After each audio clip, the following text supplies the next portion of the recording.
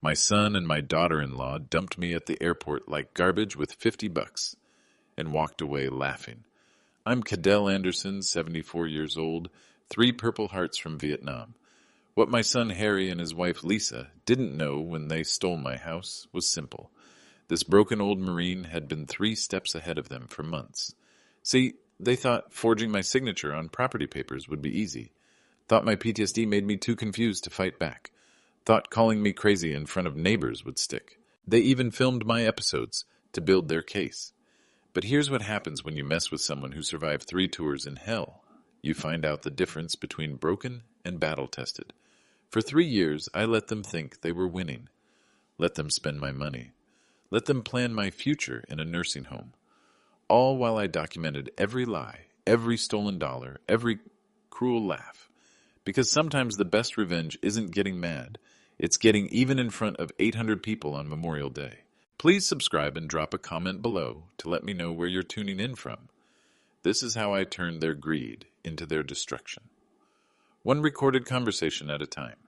Let me take you back to where this nightmare began. 3 years ago, after my wife Era died from cancer, I moved in with Harry and Lisa in Fayetteville, North Carolina. They convinced me it was temporary. Just until you get back on your feet, Dad. I should have known better. The house was mine, bought and paid for in 1987 with my disability pension, worth $285,000 today, but I signed papers letting Harry handle the bills while I grieved. I trusted my only child. The humiliation started small. Harry would roll his eyes when I took my PTSD medication, sertraline 100 milligrams, prazosin 2 milligrams. Pop's pill time again, he'd announce to Lisa. They'd share those looks. You know the ones. When loud noises triggered my episodes, Harry got worse. Car doors slamming, his BMW alarm going off, even the garbage truck on Tuesday mornings. I'd duck, hands trembling, transported back to those rice paddies in Vietnam. There goes the crazy old man again, Harry would say, acting out his war movies. Lisa started filming me with her iPhone 15 Pro. For your own good, she claimed, in case we need to prove you're struggling. I apologized constantly. For flinching, for asking him to lower the TV, for existing. I'm sorry, son, I know I'm difficult. You're not difficult, Dad. You're broken. Those words cut deeper than any shrapnel I'd taken in '69. They made me eat dinner after they finished. Leftovers on paper plates, while they used the good china Era picked out. I sat in the kitchen like hired help, listening to them plan their future in my house. Once we get the deed transferred, we can refinance, Lisa whispered. Maybe get that pool we wanted. I heard everything, but I stayed quiet. My VA appointments became ammunition. He can't even drive himself to the doctor, Harry told the neighbors. Memory's going. PTSD's getting worse. None of it was true. My competency evaluation from Dr. Patricia Hayes was clear. Fully functional, mild anxiety disorder, well managed with medication. But Harry didn't share that report with anyone. They controlled my mail, my phone calls, even my veteran benefits statements. We handle Dad's finances now, Harry would tell people. He gets confused with numbers. Confused? I'd been balancing books since before he was born. The worst part was watching them spend my money. Harry's BMW lease, $720 monthly. Lisa's shopping trips, designer purses, expensive dinners, all charged to the account they managed for me. It's our money too, Lisa reminded me when I questioned a $1,500 charge at Nordstrom. We're taking care of you. Taking care of me meant I drove a 15-year-old Honda Civic while they flashed around in luxury vehicles. It meant I clipped coupons while they ordered DoorDash every night. But here's what they didn't understand about Marines. We observe before we act. Every cruel comment went into my phone's voice memo app. Every financial abuse, carefully documented. Every piece of mail they lost, I'd already photographed. My old unit taught me patience. 3 tours in Vietnam taught me strategy. And my VFW brothers taught me that some battles are worth fighting, no matter how old you get. Harry thought my shaking hands meant weakness. He thought my quiet acceptance meant defeat. He was about to learn the difference between retreat and tactical positioning.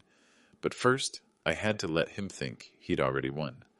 Because the bigger they feel, the harder they fall. And Harry was about to fall from a very great height. By January 2024, 4, I understood exactly what I was facing. This wasn't just about a house anymore.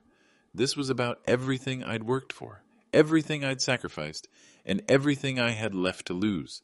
The financial stakes were brutal.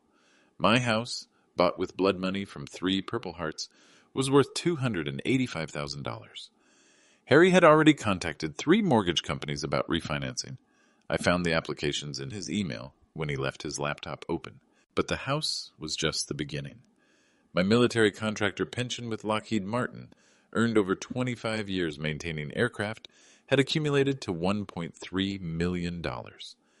Harry and Lisa thought I was living on Social Security and food stamps. They had no idea about the Lockheed account. If they succeeded in declaring me incompetent, they'd control everything. The house, the pension, even my Purple Heart disability payments, $1,250 monthly. I'd end up in some state-run nursing home while they lived like royalty on my dime. The social stakes cut deeper. Fayetteville is a military town. Everyone knows everyone. If word spread that I was mentally incompetent, that I couldn't manage my own affairs, my reputation in the veteran community would be destroyed. My VFW post, where I'd been a founding member since 1972, would see me as a liability. The Marine Brotherhood that had sustained me through Era's death would distance themselves. Nobody wants to associate with the crazy old guy who lost his mind. Harry was already planting those seeds. At the grocery store, he'd stage conversations loud enough for others to hear. "Dad, you already bought milk yesterday, remember? We talked about this." I never bought milk the day before, but strangers didn't know that. At church, he'd guide me by the elbow, like I was feeble. "Careful, Pop. Watch your step," making sure everyone saw him caring for his declining father.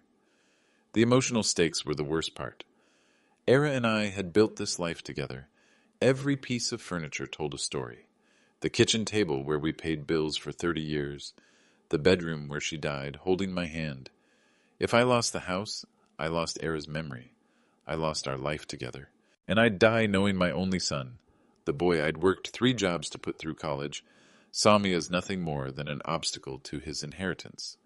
But Marines don't surrender, even when the odds look impossible. I started doing reconnaissance, real estate records at the county courthouse, military pension regulations, elder abuse statutes. I had a law degree from the University of Hard Knocks, and 40 years of dealing with military bureaucracy. The math was simple. Harry needed me, declared incompetent, to steal my assets. But competency requires medical evidence, and my VA medical records were spotless. Dr. Patricia Hayes had been treating my PTSD for 15 years. Every evaluation showed the same result. Mild anxiety disorder, well controlled with medication, fully functional mentally. Harry was building his case on lies, and lies have a way of collapsing when exposed to sunlight.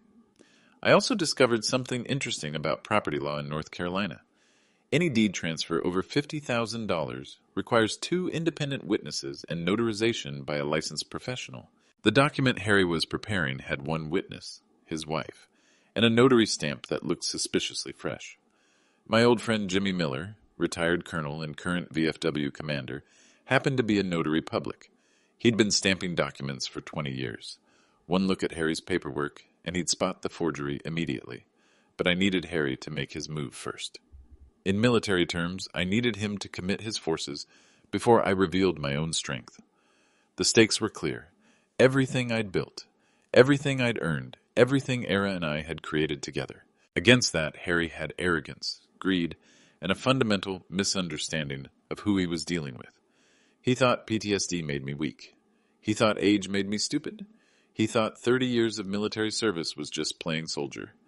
He was about to get an education in what Marines do to people who threaten their own. But first, I had to let him spring his trap. Because sometimes the best defense is letting your enemy think they've already won. The house was worth $285,000. My pension was worth $1.3 million. My dignity was priceless. And Harry was about to learn that some things are worth fighting for, no matter what it costs. The boy thought he was playing checkers. But this old Marine was playing chess, and I was already 3 moves ahead. The first real battle happened on a Tuesday morning in February. I was taking my medication, my daily routine with the sertraline and prazosin, when Harry cornered me in the kitchen. "We need to talk, Dad." Lisa stood behind him, arms crossed, iPhone ready. Always ready. "About what, son?" "About your situation." I set down my pill organizer. Era had bought it for me in 2019, blue plastic with day-of-the-week compartments. Harry stared at it like it was evidence. "What situation?" "You're getting worse." "I feel fine. Yesterday you asked me 3 times when dinner was." That was a lie. I'd asked once, at 4 o'clock, because Lisa usually cooked at 5, but it was already 6:30. I don't remember that. See? That's exactly what I'm talking about. Harry sat across from me. His voice shifted into that patronizing tone he used with his clients at the insurance office. "Dad, Lisa and I have been discussing your care." "I don't need care. You need structure, support, professional help." "I see Dr. Hayes every month." "Dr. Hayes doesn't live here. She doesn't see the daily decline." "Daily decline? Like I was some broken appliance winding down." "What decline?" Lisa stepped forward, phone positioned perfectly. "Yesterday you put the milk in the cabinet." "Another lie. I never touched their milk. I drank black coffee and water." "I don't think so." "Dad, we're trying to help you." "Help me what?" "Accept reality." The word reality hit different coming from Harry, like he owned it, like his version was the only version that mattered. "My reality seems fine." "Does it? When's the last time you balanced a checkbook?" "You handle my finances now. Because you asked us to. Because you insisted. Because you were making mistakes." We stared at each other across Era's kitchen table.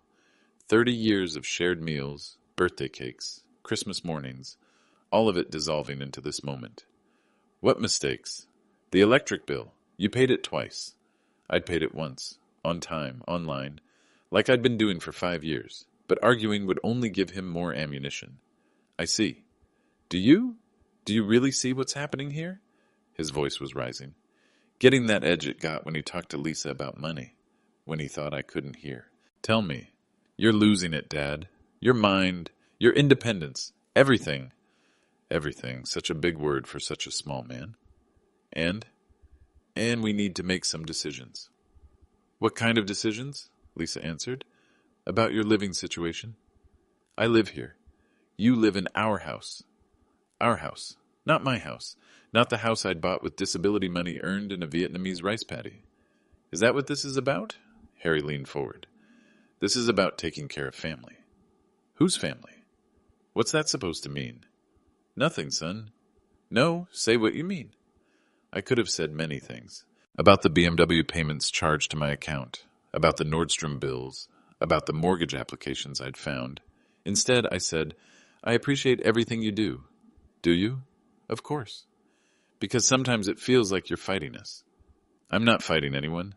"Good, because we've scheduled a meeting." "What kind of meeting?" "With a lawyer." The room went quiet. Lisa's phone was definitely recording now. "What lawyer?"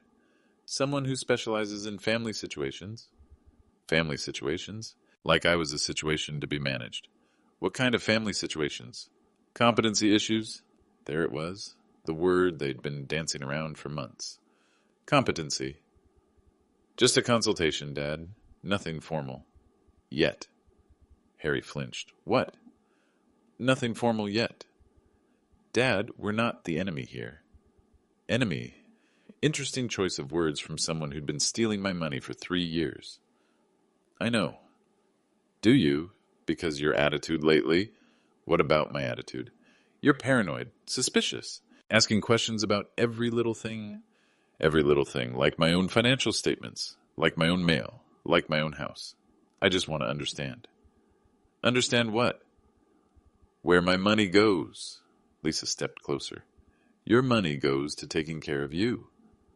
"All of it?" "What's that supposed to mean?" $720 for a BMW lease. Harry's face went red. "That's for your transportation.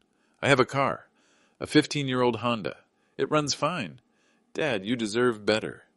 "Better. From the son who made me eat leftovers on paper plates. I'm comfortable." "Are you?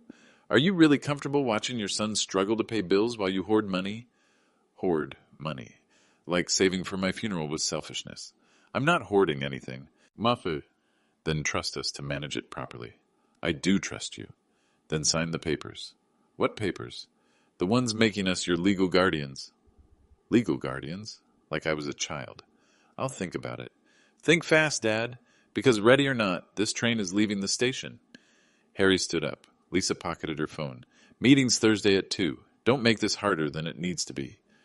They left me sitting at Era's table, staring at my pill organizer. But I wasn't thinking about medication anymore. I was thinking about the voice recorder in my shirt pocket that had captured every word, and about how Marines always let the enemy reveal their position before returning fire. Thursday, at 2. Perfect. That gave me exactly 48 hours to prepare my counterstrike. That night, after Harry and Lisa went to bed, I sat in my small basement room and opened the lockbox I'd kept hidden under my mattress for 3 years. Era had given me this box for our 40th wedding anniversary. Fireproof steel. Combination lock big enough for important documents. She'd laughed when I called it my war chest. What war, Sam? The war's over. If only she could see me now. Inside the box were documents Harry had never seen, would never think to look for, because in his mind, his broken old father couldn't organize a grocery list, much less maintain financial records. First document, my Lockheed Martin pension statements. 25 years of contributions, employer matching, compound interest. Current value, $1,307,412. Harry thought I was living on $1,250 monthly from VA disability. He had no idea about the Lockheed account that deposited $4,200 every month into a separate bank in downtown Fayetteville. Second document, the original deed to this house. Purchased May 15th, 1987 with cash from my disability settlement. No mortgage, no liens. Free and clear ownership in my name only. Era had insisted we keep the original in our safety deposit box, but I'd moved it after she died. Call it Marine Intuition. Third document, my VA medical evaluations. Dr. Patricia Hayes, staff psychiatrist at Womack Army Medical Center. 15 years of quarterly assessments. Every single report concluded the same thing. Patient exhibits mild anxiety disorder related to combat trauma. Symptoms well controlled with medication. No evidence of cognitive decline or diminished capacity. Harry was building his incompetency case on lies. These documents proved it. Fourth document, power of attorney forms. Blank ones, the real ones from a legitimate law firm, requiring 2 independent witnesses and notarization by a licensed professional. I'd compared them to the documents Harry wanted me to sign. His paperwork was missing half the required language and used a notary stamp that looked fresh from Office Max. But the most important item in the box wasn't paper. It was a small digital recorder I'd bought at Radio Shack in 2023. Voice-activated, 60-hour storage capacity, built-in USB charging. For 3 months, I'd been documenting every conversation, every cruel comment, every financial decision made without my input. 47 minutes of recorded evidence, Harry calling me crazy, Lisa filming my PTSD episodes, both of them discussing my money like it was already theirs. Once we get conservatorship, we can access his VA benefits. The house alone will pay off our credit cards. Think he'll last long in a nursing home? All of it preserved in digital clarity. The last item was a business card. Colonel James Miller, retired. VFW Post, 1952 Commander. Licensed Notary Public. Licensed Attorney. And my friend for 32 years. Jimmy had served in Desert Storm after I came home from Vietnam. Different war, same brotherhood. He knew what real PTSD looked like. He knew what real incompetency looked like. And he knew what real legal documents looked like. I'd called Jimmy the day before, after Harry mentioned the Thursday meeting. Sam, you need representation? Maybe. Can't say too much on the phone. Understood. You want me to review some paperwork? That would help. Bring everything Thursday morning, before your meeting. Jimmy didn't ask questions. Marines don't need explanations when a brother needs help. I closed the lockbox and slid it back under my mattress. Tomorrow, I'd start making copies of everything. Thursday morning, I'd show Jimmy the evidence. Thursday afternoon, I'd walk into that meeting prepared for war. Harry thought he was fighting a confused old man with shaky hands and a head full of nightmares. He was actually fighting a Marine with 40 years of military training, 60 hours of recorded evidence, and $1.3 million in resources. But I'd let him discover that the hard way, because sometimes the best strategy is letting your enemy think they've already won. Until it's time to show them, they never even started fighting. Saturday afternoon, February 24th. The Johnsons were throwing their annual neighborhood barbecue. 20-plus families gathering in their backyard for burgers, beer, and small-town socializing. Harry insisted we attend. Good for Dad to get out, he announced to everyone. He doesn't socialize much anymore. I knew better. This was performance. Harry playing the devoted son, managing his declining father in front of witnesses. The Johnsons' backyard was packed. Kids running around the playset. Adults clustered around picnic tables. The smell of charcoal and lighter fluid triggering memories I'd rather forget. I stayed close to the fence, away from the crowd. PTSD Management 101. Control your environment. Sam! Tony Rodriguez approached, beer in hand. Staff Sergeant, current active duty, stationed at Bragg. Mid-30s, 2 deployments in Afghanistan. He'd moved in 3 houses down last year. Hey, Tony, how you holding up? Can't complain. How's retirement treating you? Before I could answer, Harry appeared, that protective smile he wore in public. Dad gets tired easily these days, Harry said. Don't we, Pop? I wasn't tired, but correcting him would only prove his point. We all get older, Tony said diplomatically. Some more than others, Lisa added, joining our circle. iPhone already in her hand. Dad had an episode yesterday, Harry announced to the group. Couldn't remember where he put his medication. Another lie. I'd found my pills exactly where I'd left them, in the kitchen cabinet where I'd kept them for 3 years. PTSD can affect memory, someone said sympathetically. It's getting worse, Harry continued. Sometimes he doesn't recognize people. I recognized everyone perfectly, but arguing would only make me look defensive. That's tough, Tony said, watching me carefully. The worst part is the anger, Lisa added. He gets violent when he's confused. Violent. I hadn't raised my voice in anger since 1987. Really? Tony's expression shifted. Marines know Marines. He was reading the situation. Last week he threw a plate, Harry said, right through the kitchen window. I'd never thrown anything. The only broken window was from Harry's golf ball, when he'd been practicing his swing in the backyard. Sounds scary, someone murmured. We're managing it, Harry said nobly. Family takes care of family. What does his doctor say? Tony asked. Dr. Hayes thinks he needs more structured care, Lisa answered quickly. Dr. Hayes had never said anything like that, but the crowd didn't know Dr. Hayes. Nursing home? Someone asked. We're exploring options, Harry said. It's hard, but we have to think about safety. Safety. Like I was a loaded weapon that might go off. Dad gets confused about money too, Harry continued. Yesterday he accused us of stealing from him. The crowd shifted uncomfortably. Nothing makes people more nervous than family drama. That must be difficult, Mrs. Johnson said. Heartbreaking, Lisa agreed.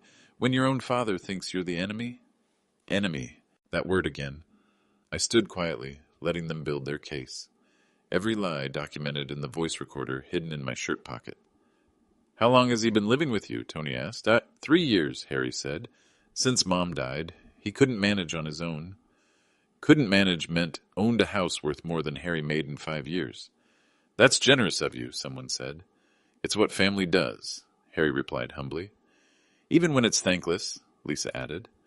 Thankless. From the woman who'd charged $1,500 in shopping to my credit card last month. Sometimes he wanders at night, Harry continued. We had to put locks on the doors. I'd never wandered anywhere. The locks were to keep me from accessing my own mail. Have you considered medication adjustment? Tony asked. His doctors are working on it, Lisa said. But honestly, I think the damage is permanent. Permanent damage. Like I was beyond repair. The crowd was eating it up. Poor Harry and Lisa, sacrificing their lives for a crazy old veteran who didn't appreciate their kindness. The hardest part is when he gets aggressive, Harry said, voice dropping to stage whisper. Last week he threatened to call the police on us. I had threatened to call the police, after finding another unauthorized charge on my account. Paranoid delusions, Lisa added sadly. He thinks everyone's out to get him. Everyone wasn't out to get me, just the 2 people who were supposed to love me most. Well, Mrs. Johnson said awkwardly, you're doing a wonderful job under difficult circumstances. Thank you, Harry said. It helps to have community support. Community support for Harry. while his father stood 3 feet away, being discussed like he was already dead. That's when Tony Rodriguez did something unexpected. He stepped closer to me, Marine to Marine. "Sam, you doing okay?" The first person all afternoon to ask me directly. "I'm fine, Tony. You sure? You need anything?" The crowd went quiet, waiting to see if the crazy old man would have an episode. "Just enjoying the barbecue?" "Good," Tony nodded. "You know where I live if you need anything." "I appreciate that." Harry jumped back in. "Dad doesn't like to bother people." "No bother," Tony said firmly. "Marines look out for each other." Marines look out for each other. The first words all day that felt real. "Well," Harry said, uncomfortable with Tony's attention on me, "we should probably get Dad home. He gets agitated when he's out too long." I wasn't agitated, but protesting would only prove their point. "Sam," Tony said as we turned to leave, "my door's always open." "Thank you." Walking home, Harry was practically glowing. "That went well," he told Lisa. "Did you see how everyone reacted?" "Perfect," she agreed, "especially when you mentioned the violence." Violence I'd never committed, recorded in perfect digital clarity. That night I called Jimmy Miller. "How was your barbecue?" "Educational." "Ready for Thursday?" "More than ready." "Good, because from what you've told me, this is war. War." Finally, someone who understood what we were really fighting. Harry thought public humiliation would break me. Instead, he'd just given me 20 witnesses to his lies. And Marines never forget who stands with them when the shooting starts. Thursday morning arrived gray and cold. I was awake at 0500 hours, like every morning for 50 years. Military habits die hard. At 0800, I walked to VFW Post 1952, 6 blocks from the house, past the coffee shop where Harry bought his expensive lattes, past the bank where my pension accumulated in secret. Jimmy Miller was waiting in his office, wearing his dress blues. 32 years younger than me, but the uniform commanded the same respect I'd earned in Vietnam. "Sam, you look like hell." "Feel worse." I handed him the lockbox. He opened it carefully, studying each document with lawyer's eyes. "Your pension's worth how much?" $1.3 million. "And they think you're broke?" "Living on disability checks." Jimmy read through the VA medical evaluations. "Patricia Hayes is thorough. These reports are bulletproof. Harry claims I'm incompetent." "Based on what?" I played him 47 minutes of recorded conversations. Jimmy's face darkened with each lie, each cruel comment, each discussion of my money, like I was already dead. "This is elder abuse, Sam. Financial and emotional. Can you prove it?" "With this evidence?" "Absolutely." He examined the fake deed papers Harry wanted me to sign. Forgery, bad forgery, notary stamps from Office Max, wrong legal language, missing required witnesses. "So what's my move?" Jimmy leaned back in his chair. "That depends. You want to destroy them quietly or publicly?" "What's the difference?" Quietly means criminal charges, lawsuits, legal proceedings. Takes months. Very effective, very private. And publicly? Publicly means we embarrass them in front of the entire community. Faster, more dramatic, but permanent social damage. I thought about Saturday's barbecue, Harry performing his devoted son act while painting me as a violent lunatic. Publicly. "You sure? There's no walking this back." "I'm sure," Jimmy smiled. "Good, because I've got an idea." He pulled out a file folder marked Memorial Day Committee. Every year we select a Grand Marshal for the Memorial Day Parade. Local veteran, decorated service, community, respect. Okay. This year's committee meets Sunday morning. We're looking for someone special, someone with multiple Purple Hearts. My chest tightened.